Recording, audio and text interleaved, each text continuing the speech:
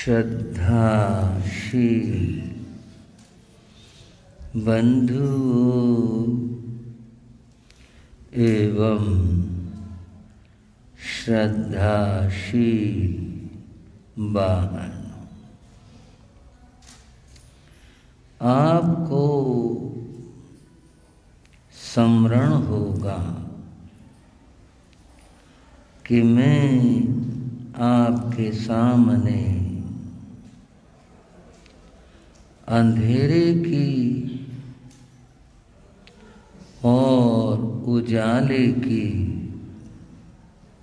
चर्चा कर रहा था। ध्यान आई भाइयों? अंधेरा रात है, उजाला दिन है। ये तो संसार का स्वरूप है। हम बात करते हैं आत्मा की। अज्ञान आत्मा का अंधेरा, ज्ञान आत्मा का प्रकाश है। जिसके जीवन में अज्ञान है वह आत्मा अंधेरे की यात्री है। जैसे अंधेरे में कोई व्यक्ति चल रहा हो, पता नहीं किधर जाएगा, कहाँ जाएगा। जहाँ व्यक्ति को अपना हाथ भी दिखाई न पड़े, वो व्यक्ति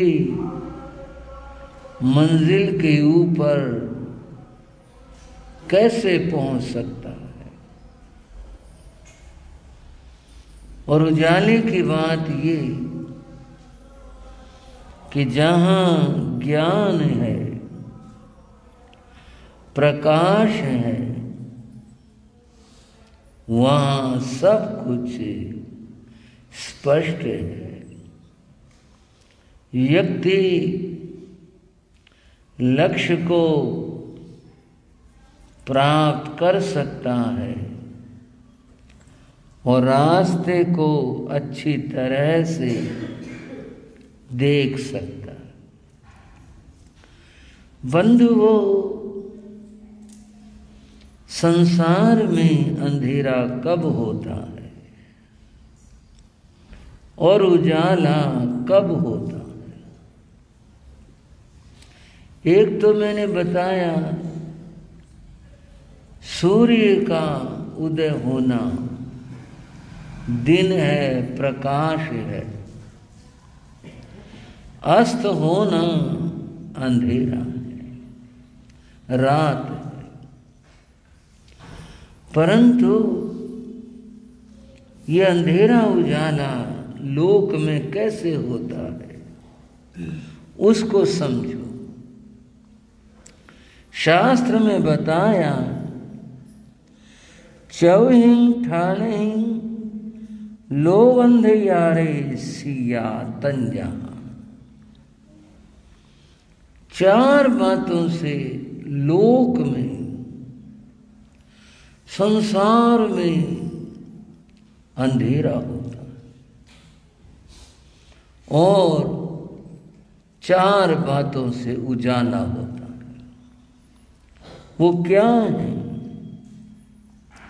तंजा अरहंते हिं वो छिज्यमाणे हिं अरहंत पर्णत्ते धम्मे वो छिज्यमाणे हिं पूवगते वो छिज्यमाणे हिं जाए तेजे वो छिज्यमाणे हिं। पहली बात याद रखें, अज्ञान अंधकार है। जब संसार में अरिहंतों का जन्म होता है और साधना करके वे केवल ज्ञान प्राप्त करते हैं, तो किसी को केवल ज्ञान होना ये लोक के लिए प्रकाश है। और जब केवल ज्ञानियों का, अरिहंतों का विच्छेद हो जाता है, लोप हो जाता है, तो संसार में अंधकार हो जाता है। इस बात को समझ लो। थोड़ी सी ज्ञान भरी चर्चा है, समझोगे तो समझ आ जाएगी। कल मैंने बताया था कि लगभग 12.5 वर्ष तपस्या करके भगवान महावीर ने केवल ज्ञान प्राप्त किया। जब केवल ज्ञान हुआ तो ये संसार के लिए धर्म जगत की दृष्टि से ज्ञान का सूर्य उदय हुआ। समझ गए भाई? भगवान महावीर को या किसी आत्मा को जब केवल ज्ञान होता है तो ये समझ लो ज्ञान के सूर्य का उदय होता है। ये जो सूर्य है, इससे तो लोक की चीजों का बोध होता है और ज्ञान के सूर्य से हर चीज का बोध होता है। भगवान महावीर को केवल ज्ञान हुआ, वो केवल ज्ञान से स्वयं तो प्रकाशमान हुए, साथ में जैसे एक जलता हुआ दिया हजारों बुझे हुए दीपकों को ज्योतिर्मान कर देता।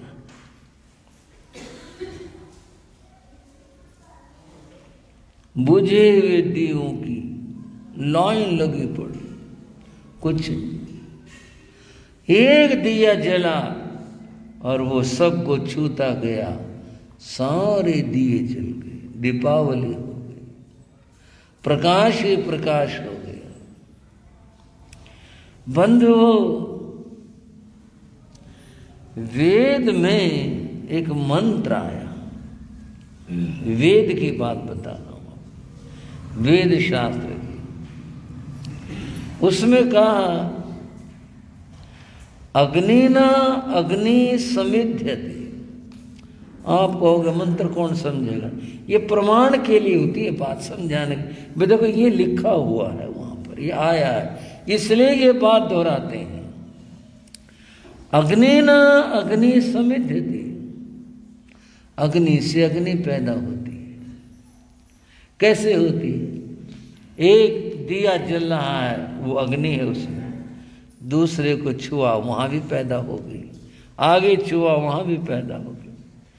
जैसे अग्नि से अग्नि उत्पन्न होती है, ऐसे ही एक ज्ञानी से दूसरों को ज्ञान मिलता है और वो भी ज्ञानी हो जाते हैं, उनका अज्ञान दूर हो जाता है।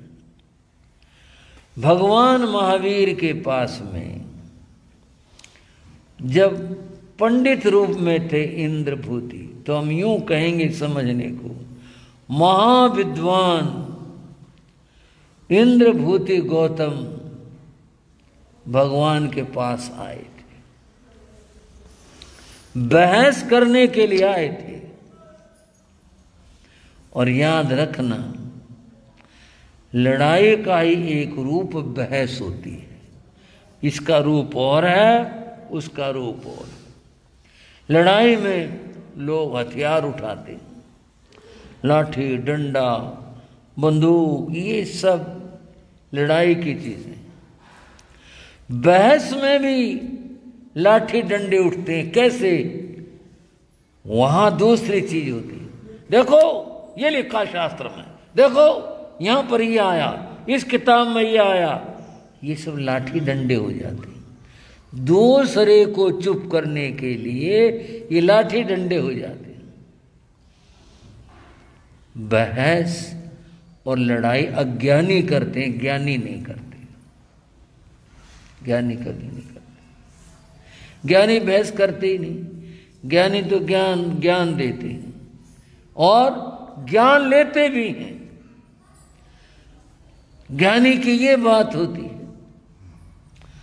गौतम आए थे, अच्छा मैं देखता हूं कौन तांत्रिक आ गया मेरे होते हुए, किसने इतने सारी प्रजा को बांध लिया। ये क्या होता है?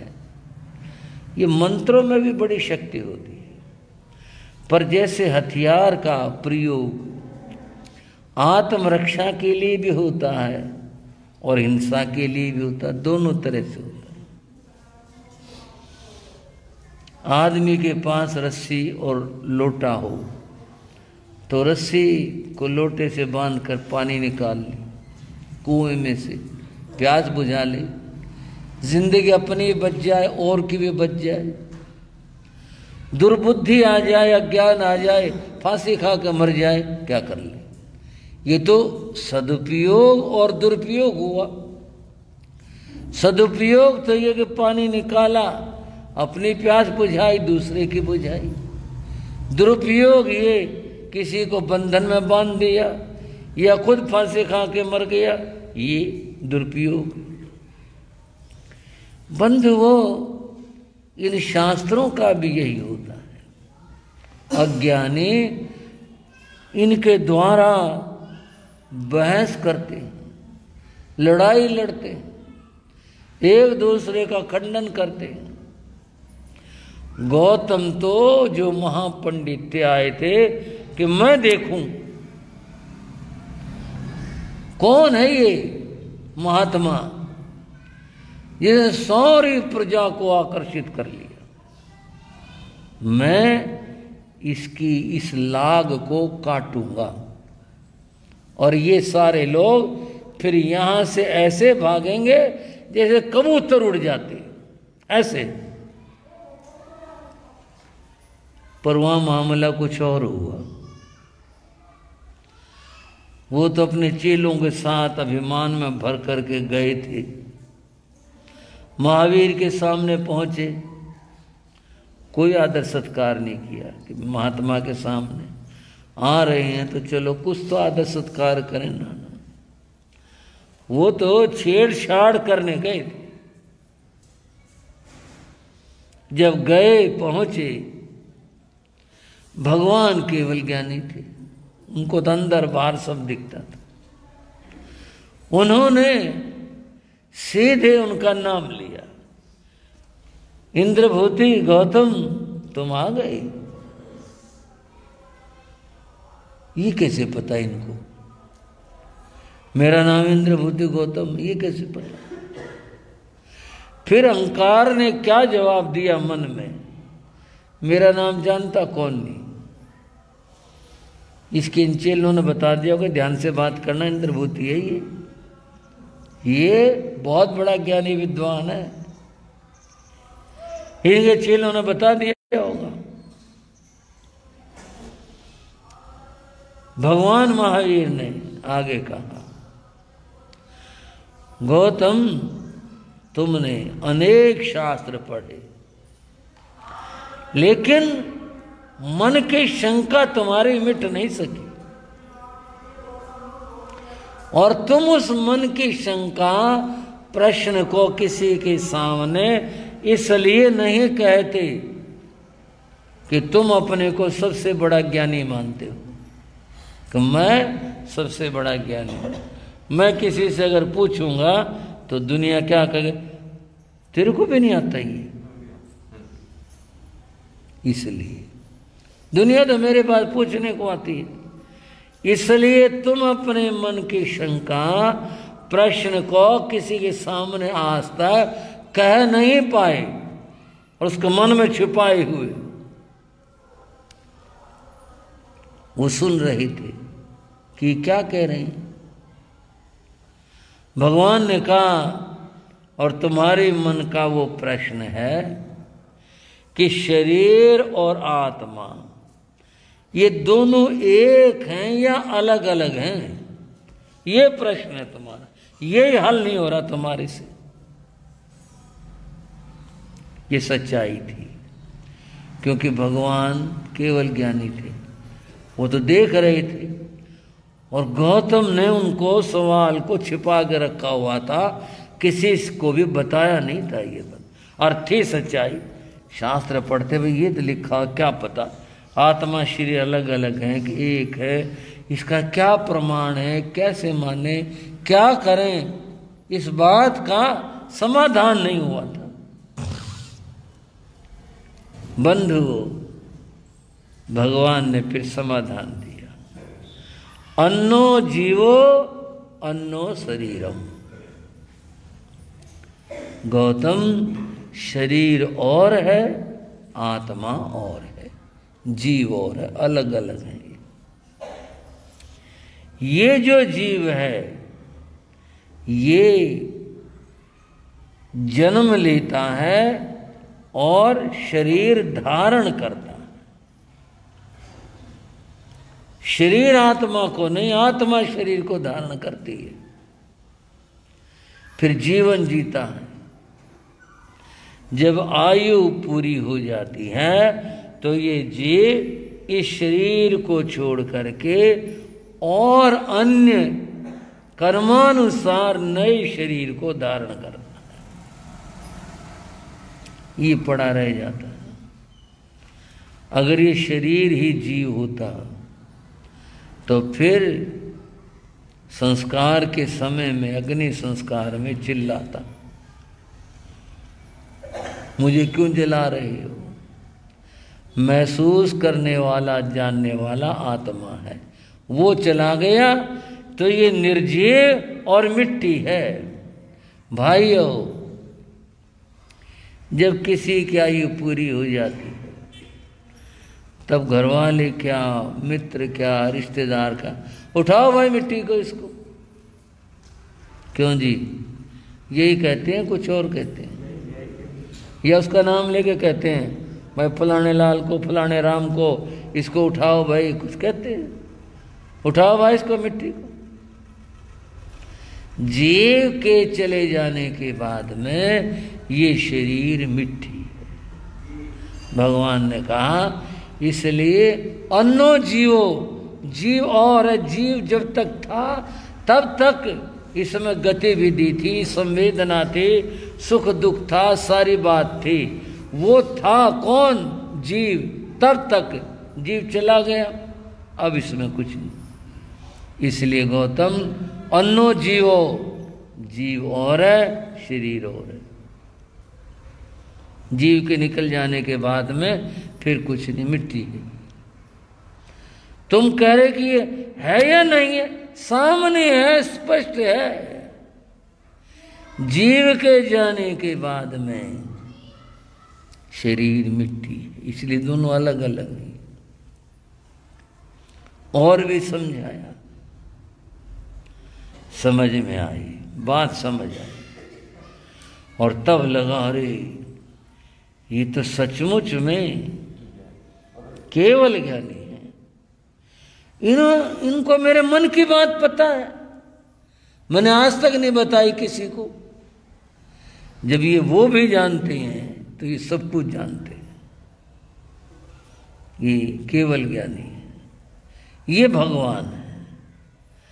अपने मन का अहंकार टूटा, फिर स्वीकार किया और फिर हाथ जोड़ के नमस्कार किया।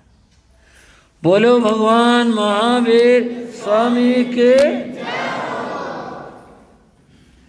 और कहा, भगवान मैं आपका शिष्य होना चाहता। अब मैंने जान लिया, समझ लिया। तो ये हुआ क्या? अग्नि न अग्नि समिध्यते, अग्नि से अग्नि उत्पन्न हुई। एक जलते हुए दिए से बुझा हुआ दिया जुड़ गया तो उसमें भी रोशनी प्रकाश आ गया। भगवान से संबंध जुड़ा, अब उनमें भी प्रकाश आ गया। तो जो बात चल रही थी, जब अरिहंत केवल ज्ञान संसार में प्रकट होता है तो ये संसार का दिन है, ज्ञान का उजाला है, ये प्रकट होता है। और साथ ही साथ दूसरी बात भी समझ लो कि जब अरिहंतों का विच्छेद हो जाता है तो संसार में अज्ञान रूप अंधेरा होता है। भगवान महावीर केवल ज्ञान के बाद में इस धरा पर विचरे, प्रभु ने विचरण किया। परिणाम स्वरूप हजारों लाखों व्यक्तियों को ज्ञान दिया, बोध दिया और उनके जीवन बदल गए। देखो, अर्जुन माली जैसा हत्यारा, अर्जुन माली की कथा तो पता ही आपको, वो हत्यारा था नहीं, हो गया। था तो माली, फूलों का काम किया करता था। उसके साथ जुल्म हुआ, जुल्म हुआ तो उसके भीतर में विद्रोह पैदा हो गया। सहायता देवता की मिल गई, वो तो खतरनाक आदमी हो गया। और इतना हो गया कि आदमी को देख कर भी वो राजी नहीं होता था, देखते बस मार दो इसको, इतना उसमें द्वेष उत्पन्न हो गया था। ये हुआ उसके जीवन में। ये जो कई लोग हत्यारे बनते हैं, डाकू बनते हैं, खूंखार बनते हैं, इनकी भी कहानी होती है। किसी के साथ जुल्म हुआ, उसका मन विद्रोही हो गया, फिर तो उसने कहा मैंने तो मरना ही है, पर मैंने इन आदमियों को छोड़ना नहीं है। ये ऐसे हो जाता है। कईयों के साथ मजबूरी होती है, कई बात होती है। एक बार महात्मा गांधी के आश्रम में एक व्यक्ति पकड़ा गया। उसने आश्रम का लोटा उठा लिया और वो छिपा करके जैसे भी था अपने कपड़े के नीचे चादर क्या था ले जा रहा था बाहर। और वो निकला ही था, जो गेट पर था कोई उसको शक हो गया, शक हो गया, उसने तलाशी ले ली, आश्रम का लोटा निकलाया और वो चिल्ला चोर चोर चोर। और कहते ही इधर उधर के जो आश्रम के लोग थे, साबरमती आश्रम उसका नाम था, बहुत सारे आदमी निकल आए, पकड़ लिया, मारा पीटा, शोर मच गया। गांधी जी आश्रम में ही थे। गांधी जी ने कहा क्या बात हुई? बोले जी वो एक आदमी चोरी करते पकड़ा गया आश्रम में। आश्रम में हमारे तो ऐसी कोई चीज भी नहीं चोरी करने की। उसको गांधी जी के पास लाए और अब बेचारा रो रहा, सुबह करा, हाथ जोड़ रहा। गांधी जी ने कहा छोड़ दो भाई इसको, पकड़ रखा था उसको छोड़ दिया। उनको शक था ये भागेगा। गांधी जी बोले बैठ जा, बैठ गए। गांधी जी बोले पानी लाओ भाई। बोलो जी भाई पानी लाओ, इसको पानी पिलाओ, पानी पिला। बोले ना जी ना। बोले नहीं, पानी पी, हम भी पियेंगे, पानी पी। और फिर बोले भी इसको नाश्ता करो। बड़ौदे वालों बताओ, नहीं तो सारे आदमी चोर हो जाएंगे। अगर नो नाश्ता करने को मिले और पानी पिलाओ और पुकारे फिर तो, और लोटा ठाने को मिल गया फिर तो सारे चोर हो जाएंगे। जितने आश्रम के और लोग थे, अब गांधी का आगे बोले कौन? नाश्ता ले, उसका नाश्ता करो भाई। बोला ना जी, मैं नाश्ता नहीं कर सकता। क्या बात है, कोई तेरे को मार रहा है क्या? कुछ कह रहा? गांधी जी ने कहा, मैं कह रहा हूँ नाश्ता कर। बोले मैं नाश्ता नहीं करूँ। क्यों नहीं करे, क्या बात है? भूख नहीं है? बोले वो तो है। बोले फिर नाश्ता क्यों नहीं करता? रोकर बोला, मेरे बच्चों को खाना नहीं मिला, मेरे बच्चे भूखे बैठे, मैं यहाँ नाश्ता करूं, मेरे से नहीं हो सकता। तेरे बच्चे भूखे हैं? बोले हाँ जी। मेरी कल मजदूरी नहीं बनी तो मेरे घर में आटा नहीं था, मैं आया गया, आज मजदूरी के लिए बात बनी नहीं। मैं यहाँ आया था आश्रम में, मैंने लोटा चुरा लिया ये सोच करके इसे बेच आऊँगा, आटा ले आऊँगा। बोले जी आप आदमी को भेज दो मेरे घर पर, मेरे वहाँ झोंपड़ी कुटी जो है वहाँ है, वहाँ मेरे बच्चों से पूछ लो, छोटे बच्चे भूखे, मैं नाश्ता कैसे कर लूँ? भाइयों, चोरी का कभी समर्थन नहीं हो सकता, आदमी कैसी भी स्थिति हो, पर उस आदमी की मजबूरी हुई ना ये। एक तो चोरी करे आदमी शैतानी में, बदमाशी में, भाई लोटा बेच करके ये खाएंगे, वो करेंगे, कुछ भी मान लो कोई बुराई की चीज है वो करेंगे। उस आदमी की तो मजबूरी हुई, कौन बर्दाश्त करे भी उसके बच्चे भूखे हों। गांधी जी ने कहा अच्छा ठीक है, आटा ले जा, जा अपने बच्चों को रोटी खिला और कल से आश्रम में आना, आश्रम में तेरे को नौकरी दे देंगे। बड़ा वफादार आदमी सिद्ध हुआ वो आश्रम का आगे चल करके। कहने का तात्पर्य ये, कितने बार मजबूरी होती है, पर औरों को तो नहीं पता ही मजबूरी है कि बदमाशी है, पर बात को समझने के दृष्टि से तो यह है कितने लोगों की मजबूरी भी होती है, उससे आदमी विद्रोही बन जाते हैं। अर्जुन माली के साथ भी यही हुआ था, कुछ बदमाशों ने उसकी पत्नी के साथ बुरा व्यवहार किया, वो अकेला था, उसके मन में तब आ गया कि भाई क्या राजपाट है, क्या राजा है जो इनका इलाज नहीं कर सकता। और वो देवता की कहानी आपको पता, उसने मुदगर लेकर के वो सारे आदमी मार दिए। और तब से उसके मन में ये हो गया, कोई मेरे को आदमी मिलेगा ना मैं छोड़ूंगा नहीं, उसे मारूंगा। ऐसा आदमी जिसने जीवन में बहुत लोगों की हत्या की,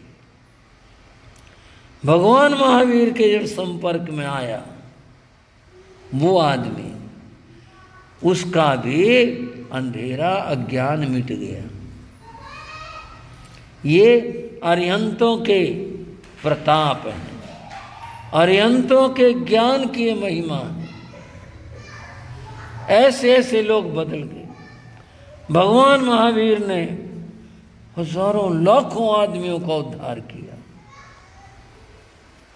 फिर आगे भगवान का निर्वाण हो गया। केवल ज्ञानी के शरीर छोड़ने को निर्वाण कहते हैं, निर्वाण हो गया। उस समय में और भी केवल ज्ञानी थे और गौतम स्वामी को केवल ज्ञान प्राप्त हुआ। फिर वो विचरे आगे, फिर सुधर्मा स्वामी की बात आई। सुधर्मा स्वामी के शिष्य हुए जम्बू स्वामी। कौन हुए भाइयों? जम्बू स्वामी उनके शिष्य हुए। जम्बू स्वामी को पहले आचार्य बने और उसके बाद में फिर उनको केवल ज्ञान प्राप्त हो। केवल ज्ञानी मोक्ष में जाते हैं।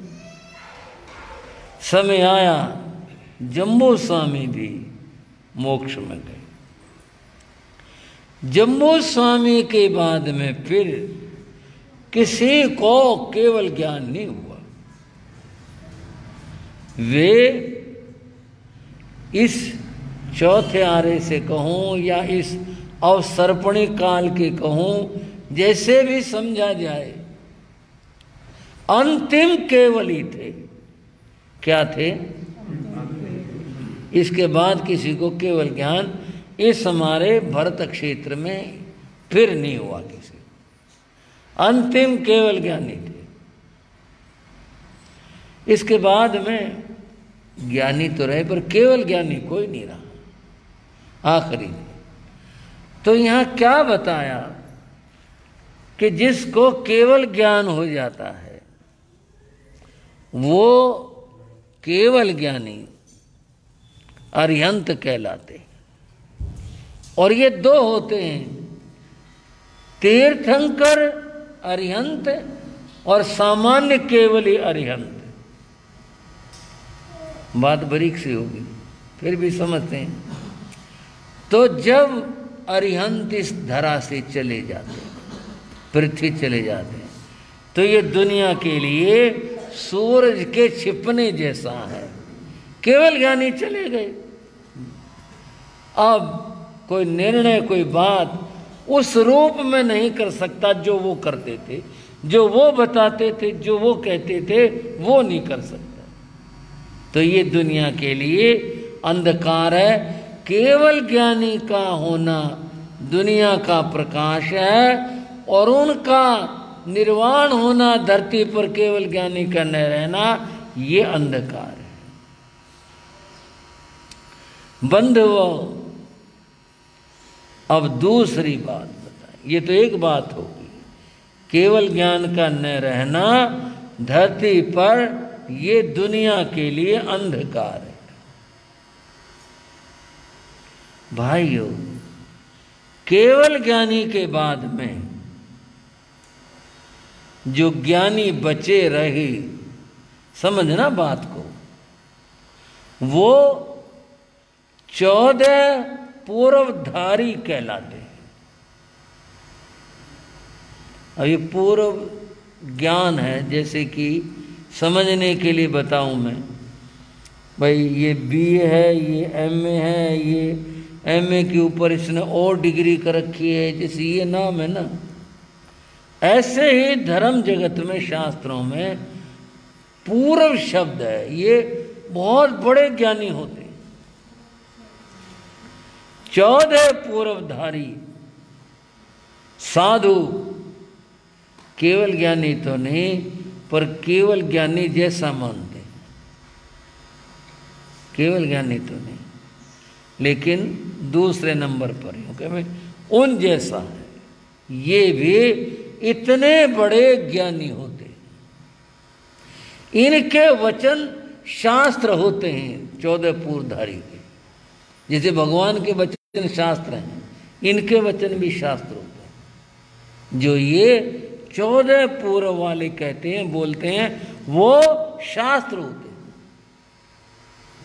बंधुओं, जब दुनिया से ये पूर्वों का ज्ञान भी लोप हो जाता है तो और अंधेरा हो जाता है। उनके बाद फिर निर्णय लेने वाला कोई व्यक्ति नहीं होता, फिर किसी की वाणी शास्त्र नहीं बनती। कोई कितना बड़ा विद्वान हो जाए परंतु उसकी वाणी शास्त्र नहीं बनेगी। अंधकार की बात और उजाले की बात चल रही है। भगवान महावीर ने केवल ज्ञान पाने के बाद धर्म तीर्थ की स्थापना करी थी। किसकी? धर्म तीर्थ की। और उसके 4 अंग थे, साधु, साध्वी, श्रावक और श्राविक। बड़ौदे वाले आपके क्षेत्र में 4 तीर्थ विराजमान है। साधु हैं, साध्वियाँ जी, आप श्रावक लोग, श्राविका है, 4 तीर्थ। इन 4 तीर्थों के बारे में ही लिखा है, जहां चार तीर्थ मिल करके बैठते हैं, वो स्थान तीर्थ होता है। ये धर्म तीर्थ है। इन चारों की बात होती है। बता मैं रहा था कि भगवान ने धर्म तीर्थ की स्थापना करे, और कैसे करे? साधु साध्वी श्रावक श्राविका इस रूप में उनका धर्म तीर्थ था। ये दुनिया के लिए कल्याण का अवसर था। जो भी इस तीर्थ में आया, कोई भी आया, और वो जोन से जिस भाग में बैठा, साधु बना तो कल्याण, कोई श्रावक बना उसका भी कल्याण। देर सबेर तो है, लेकिन कल्याण है उसका भी। इसी तरह से स्त्रियों के लिए साध्वी होना कल्याण की बात है, श्राविका होना कल्याण की बात है। तो धर्म तीर्थ का दुनिया में उदय होना ये बड़ी बात थी।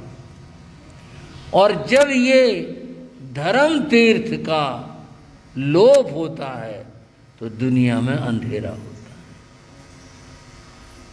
दुनिया में क्या होता है? अंधेरा होता है। भाइयों, केवल ज्ञान का संबंध चौथे आरे से है। आप थोड़े तो जानकार श्रावक हो, इतनी बात तो सब जानते हो। चौथे आरे में केवल ज्ञान होता है। समझ के चलो क्या होता है? हर एक को नहीं, जो साधना करता है उसको चौथे आरे में केवल ज्ञान है। एक और भी बात है, चौथे आरे में जन्मा आदमी पांचवें आरे में केवल ज्ञान पा सकता है। जन्मा कब का होना चाहिए? चौथे आरे का जन्मा हुआ, पांचवें आरे में केवल ज्ञान पा सकता है। पांचवें आरे का जन्मा हुआ, केवल ज्ञान नहीं पा सकता, उसको नहीं होगा। जम्बो स्वामी चौथे आरे के जन्मे हुए थे और पांचवें आरे में उनको निर्वाण हुआ। अब मैं बात कर रहा था धर्म तीर्थ की, समझना।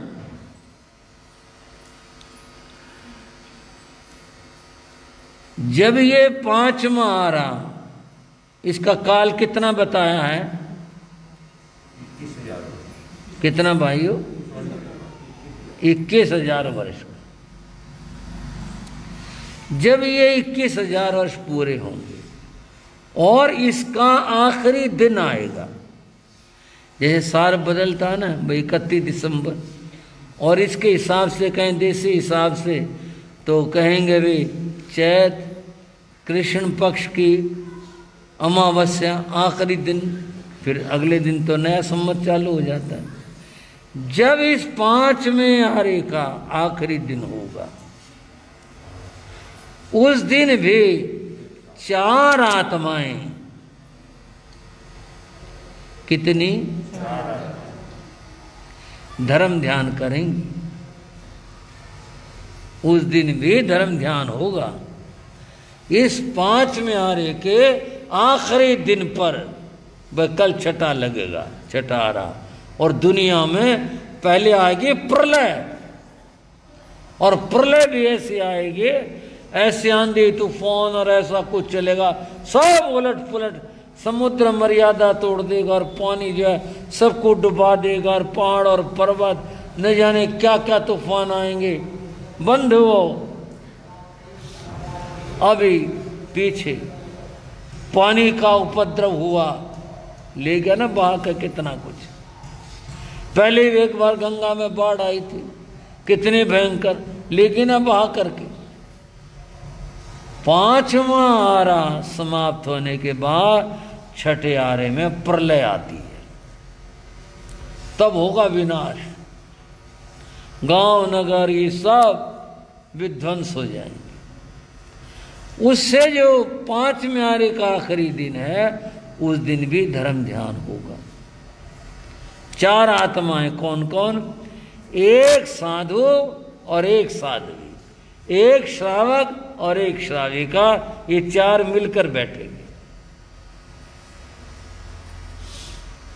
और उस दिन धर्म ध्यान करेंगे, उस दिन भगवान का नाम लेंगे, शास्त्र पढ़ेंगे। उस दिन भी ज्ञान तो उनका थोड़ा सा होगा, पर जितना होगा वो यूँ समझ लो कि दिए का जब तेल खत्म होने लगता है तो फिर आखिर वो नीली से जोत से बन जाते न, जरा से गया दिया तो बस जरा से तेल खत्म हो लिया। लेकिन उस समय में भी वो अग्नि है दिए में। उस समय तक भी अगर मान लो कोई आदमी तेल डाल दे, कुछ और उसमें जोड़ दे, कुछ कर दे, वो फिर भड़क सकती है, लेकिन वो तो अलग बात है। उस दिन भी बंधुओं, जिस दिन प्रलय आनी है उससे एक दिन पहले धर्म ध्यान होगा। ये जो धर्म तीर्थ है उस दिन तक विद्यमान रहेगा धर्म तीर्थ। जिस दिन दुनिया से धर्म तीर्थ खत्म होगा, दुनिया में अंधेरा होगा। कितने अंधेरे बता दिए मैंने भाई आपको, गिनवाऊं आप गिनवाओगे? भाई किरण जी कितने हुए अंधेरे? 4 गिनवाओ। 4 कहाँ से लाओगे? 4 तो मेरे पूरे भी नहीं हुए। पहला तो अरियंतों का विच्छेद होना, दूसरा 14 पूर्व ज्ञान का विच्छेद होना, तीसरा धर्म तीर्थ का विच्छेद होना। 3 हुए ना? ये 3 दुनिया के अंधेरे हैं। धर्म खत्म हो गया तो दुनिया में अंधेरा अंधेरा है। फिर तो पाप पुण्य का विचार ही नहीं, फिर तो पाप ही पाप है।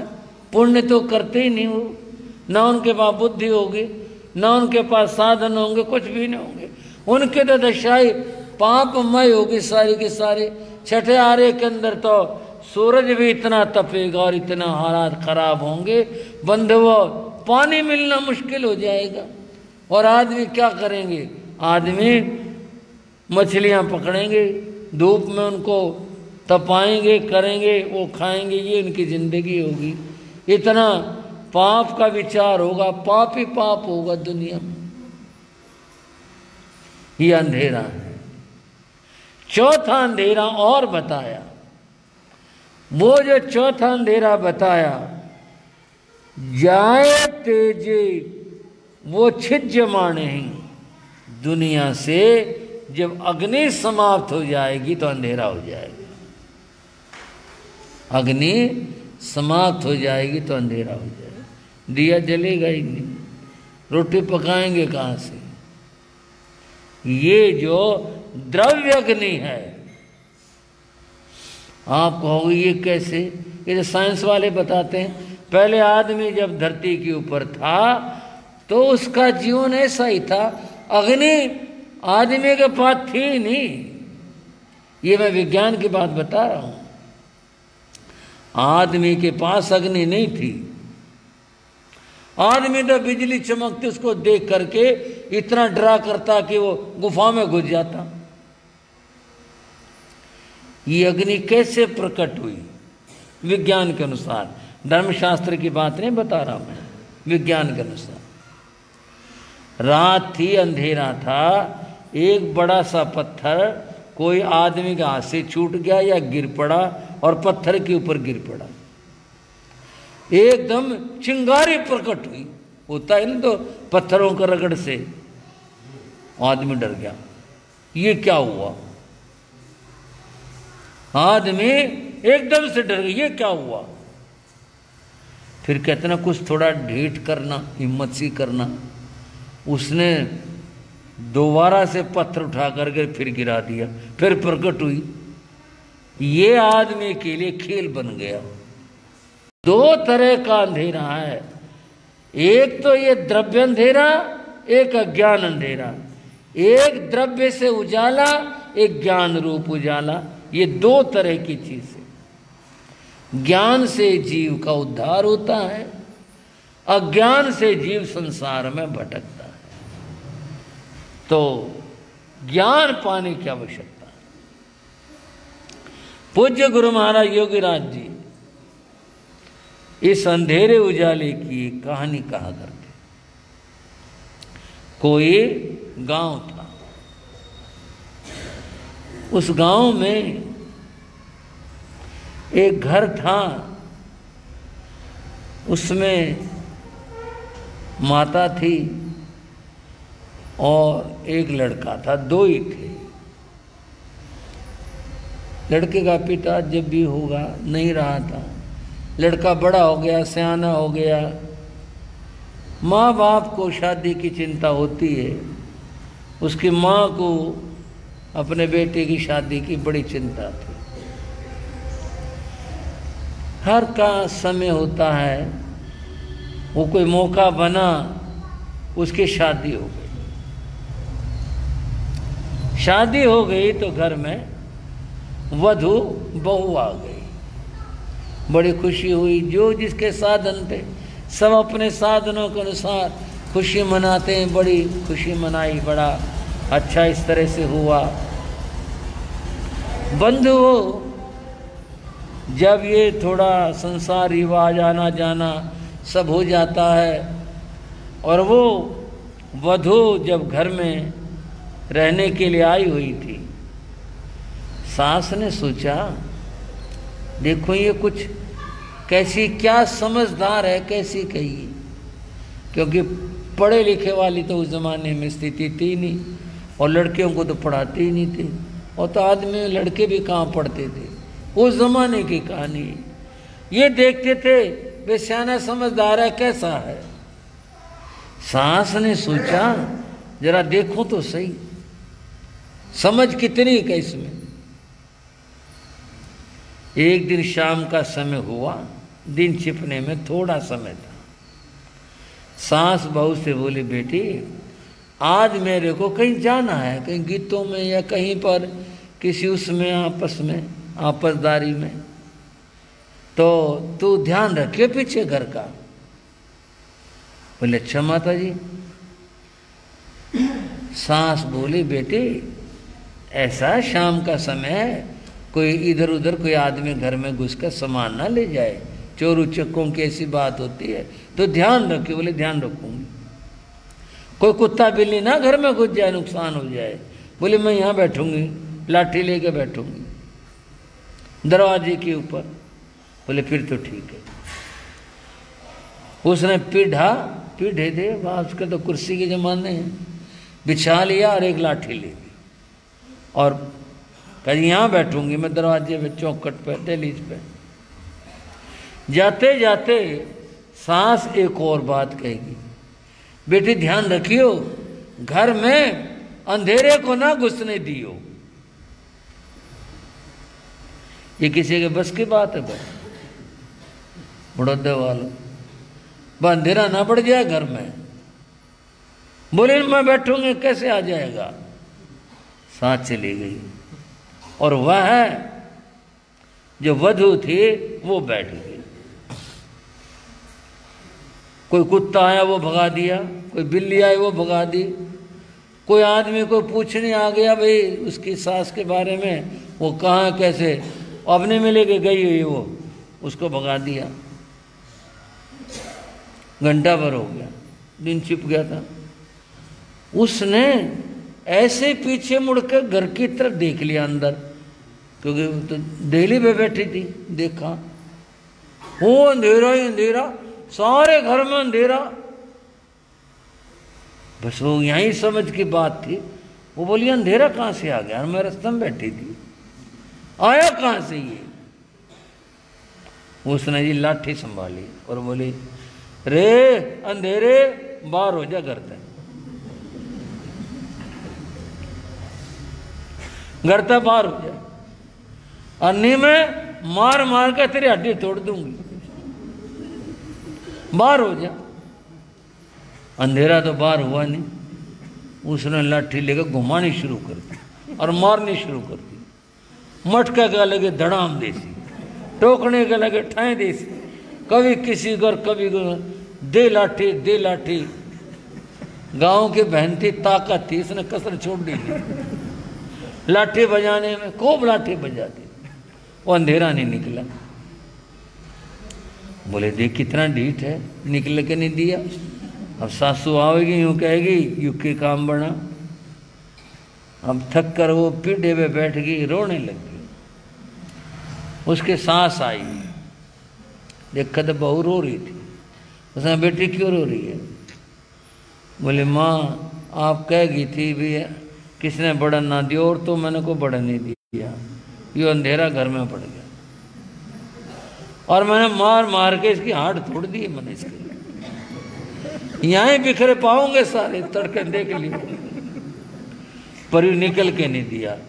मैं तो बस नो रो रही थी, आपका कहना पूरा नहीं करा। सास समझ गई भाई कितनी समझदार है। बोले बेटी एक बात समझाऊं तेरे को, सबको अलग अलग इलाज होते निकालने के। आदमी को बोल के निकाला जाता है, आदमी हो तो भाई है नहीं या नहीं, मौका नहीं, फिर आना बोल कर।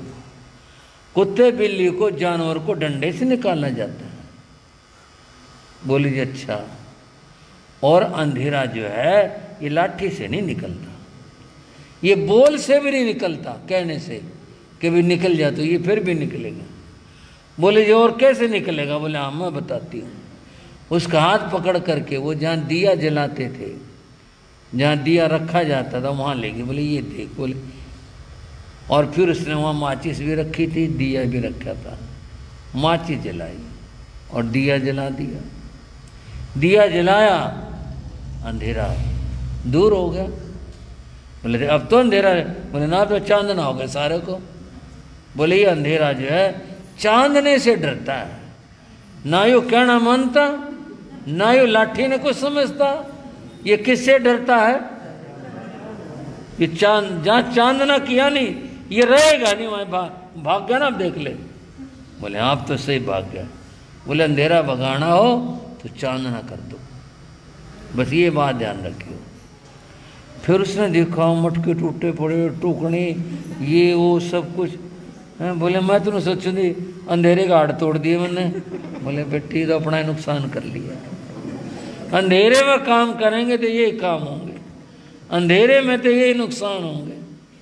चांदने में, रोशनी में, प्रकाश में, उजाले में जो काम होगा वो काम सही होगा, वैसे नहीं होगा। अब उसकी समझ में आ गई। बोले अब मैं समझ गई, इसका इलाज उजाला है, रोशनी है इसका इलाज अंधेरे का, और कोई इलाज नहीं। भाई और बहनों, गुरु महाराज योगी राज्य की कहानी सुनाई मैंने आपको। इस बाहर वाले अंधेरे का इलाज रोशनी है, चाहे वो किसी भी चीज़ के, दिए की है, बिजली की है, जिस चीज़ की भी है, ये इलाज है। और अज्ञान का अंधेरा, उसका जो इलाज है वो ये बाहर की रोशनी नहीं है, उसका इलाज है ज्ञान। ज्ञान सीखो, ज्ञान पढ़ो। जितना ज्ञान होगा अंधकार, अज्ञान उतना ही दूर होगा। अब दोनों तरह से कहता हूं बड़ौदे वालों को, अपने बच्चों को खूब पढ़ाओ, पूरी ताकत लगा के पढ़ाओ। कितना भी पैसा खर्च हो, बेटा हो, बेटी हो, कोई हो, सबको पढ़ाओ।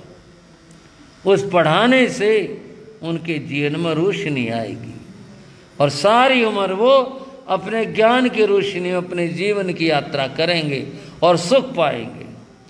प्रेरणा दो, कोशिश करो, और पढ़ो और पढ़ो, खूब पढ़ाई करो। जैसे कुछ लोगों के मन के अंदर क्या होता है, भाई बालक की शादी कर दो, शादी कर दो, एक धुन होती है। ये कुछ खास बात नहीं है, खास बात है बच्चे की पढ़ाई की। पढ़ाई अगर आ गई तो उसको सब कुछ आ गया। ये जो दुनिया की बात है, विवाह शादी, समय पर ये भी होंगी, पूरी होंगी, लेकिन जीवन में रोशनी भरो पहले, अर्थात बच्चों को पढ़ाना चाहिए। और इसके साथ में एक बात, ये दुनिया की पढ़ाई का अपना महत्व है और धर्म की पढ़ाई का अपना महत्व है।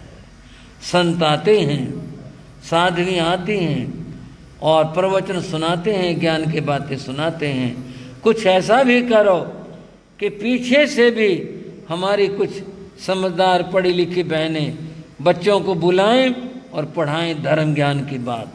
आप लोग भी जब संत न हो तो स्वाध्याय किया करो। बड़े अच्छे शास्त्र, बड़ी अच्छी किताबें आपकी लाइब्रेरी में हैं। अगर एक सिस्टम ये बना लें जो समय आपको सूट करता हो, सुबह सुबह का या कब का, एक भाई किताब बाँचे पढ़े और भाई बैठ कर के सुन लें, समायक वाले समायक कर लें, वैसे सुनने वाले वैसे सुन लें, बड़ा अच्छा होगा, ज्ञान आएगा, बड़ा अच्छा होगा। सारे बच्चों को नमोकार मंत्र, गुरु वंदना, तीर्थंकर नाम, ये सब चीज़ें सिखाओ सारे बच्चों को, अपने बच्चों को। बहनों, हमें बड़ी खुशी है, आज हमारे घरों में बड़ी पढ़ी लिखी बहनें हैं, तो आप लोग सिखा सकते हो। किताब चाहिए तो आप संतोष ले लो, यहाँ भी रख देंगे लाइब्रेरी के अंदर। सब छोटे बच्चों को नमोकार मंत्र, गुरु वंदना का पाठ, तीर्थंकरों के नाम, आरती, जैन धर्म की, ये सारी चीज़ें सिखाओ, जिससे भगवान का नाम लेने से भी उनके जीवन में रोशनी आएगी। मेरा सबके लिए मंगल आशीर्वाद और उन गुरुओं का मंगल सुमरण करते हैं जिनके कृपा और प्रताप से हमारे जीवन के अंदर रोशनी आई। उनको याद करते हुए, नमन करते हुए बोलेंगे, बोलो भगतो जयकारा माया राम का, बोलो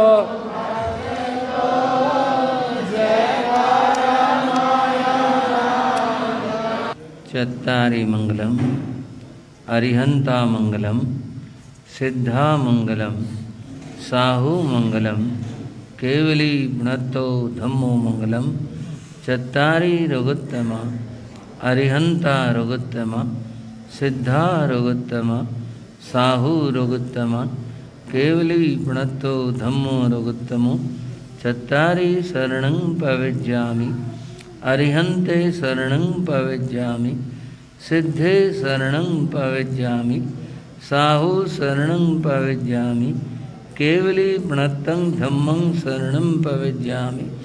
ये चार शरण दुख हरण जगत में और न शरणा कोई होगा, जो भव प्राणी करे आचरण, उसका अजर अमर पद होगा, उसका सदा मंगल आशीर्वाद, मंगल आशीर्वाद, मंगल आशीर्वाद।